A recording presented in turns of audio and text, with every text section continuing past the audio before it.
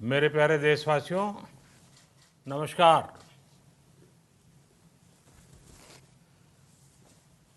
Corona वैश्विक महामारी के खिलाफ लड़ते लड़ते अब हम अनलॉक 2 में प्रवेश कर रहे हैं और हम उस मौसम में भी प्रवेश कर रहे हैं जहां सर्दी, जुकाम, खांसी, बुखार ये सारे न जाने क्या क्या होता है, ये मामले बढ़ जाते हैं। ऐसे में मेरी आप सभी देशवासियों से प्रार्थना है कि ऐसे समय अपना ध्यान रखिए।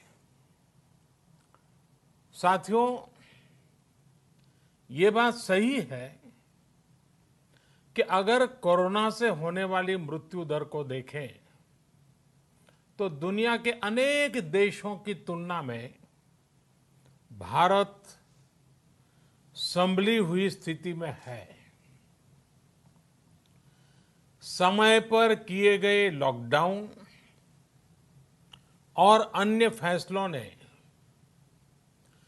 भारत में लाखों लोगों का जीवन बचाया है, लेकिन हम ये भी देख रहे हैं कि जब से देश में अनलॉक 1 हुआ है, व्यक्तिगत और सामाजिक व्यवहार में लापरवाही जरा बढ़ती ही चली जा रही है। पहले हम मास्क को लेकर, 2 गज की दूरी को लेकर 20 सेकंड तक दिन में कई बार हाथ धोने को लेकर बहुत सतर्क थे, लेकिन आज जब हमें ज्यादा सतर्कता की जरूरत है तो लापरवाही बढ़ना बहुत ही चिंता का कारण है। साथियों, लॉकडाउन के दौरान बहुत गंभीरता से नियमों का पालन किया गया था।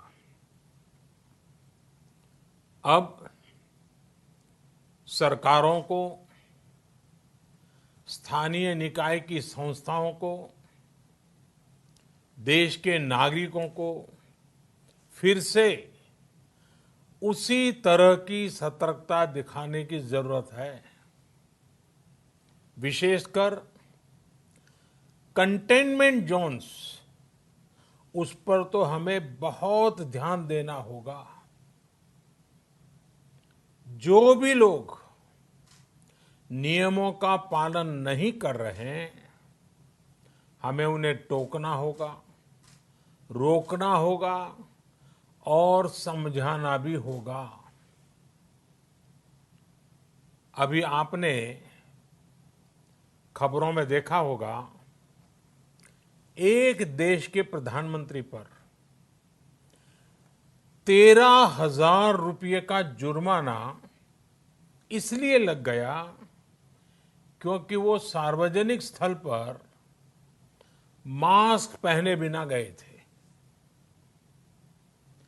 भारत में भी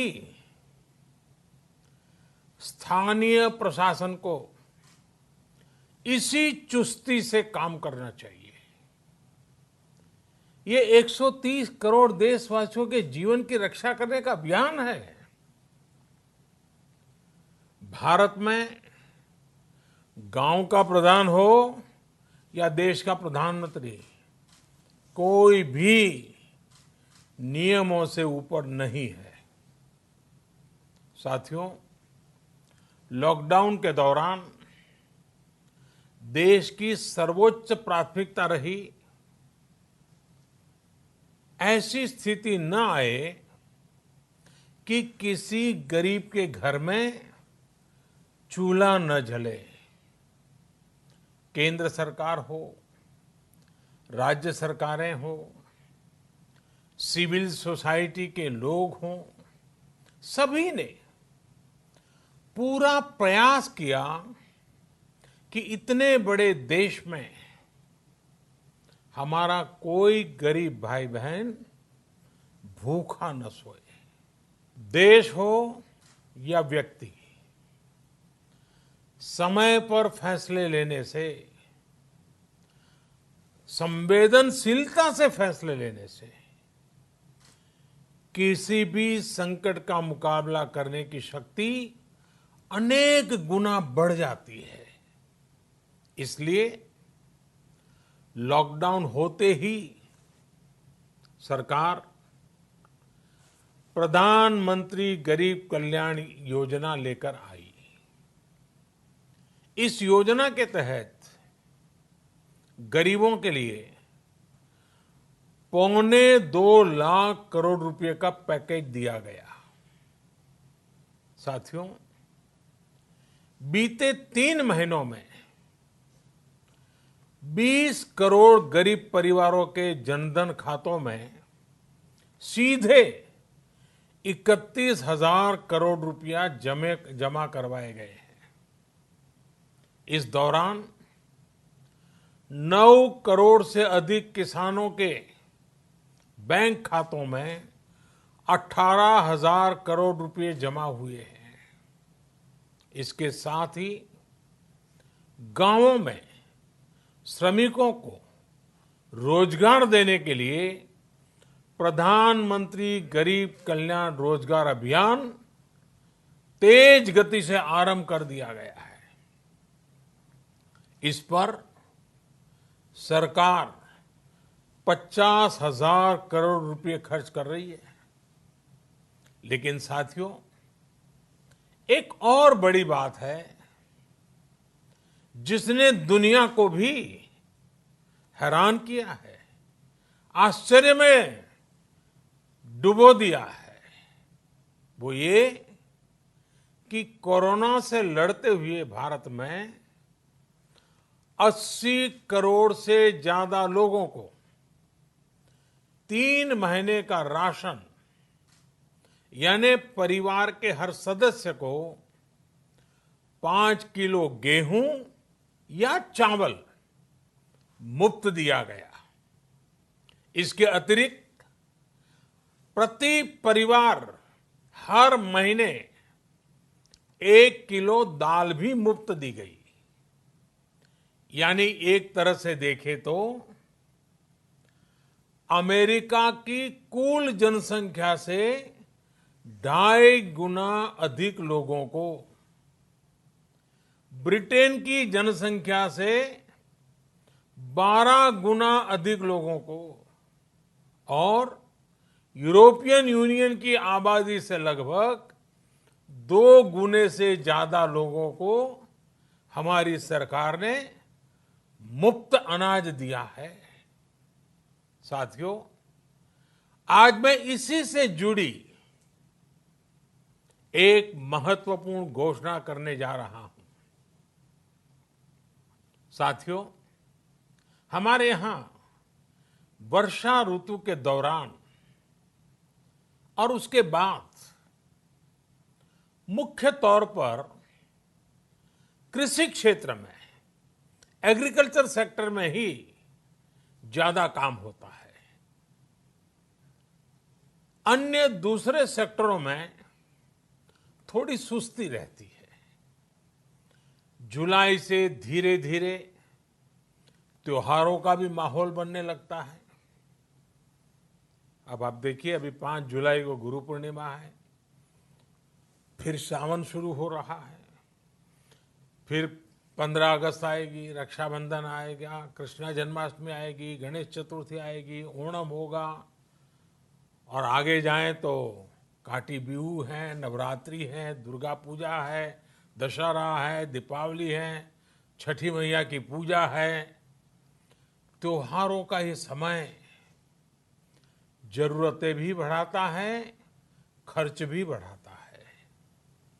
इन सभी बातों को ध्यान में रखते हुए ये फैसला लिया गया है कि प्रधानमंत्री गरीब कल्याण अन्न योजना का विस्तार अब दिवाली और छठ पूजा तक, यानी नवंबर महीने के आखिर तक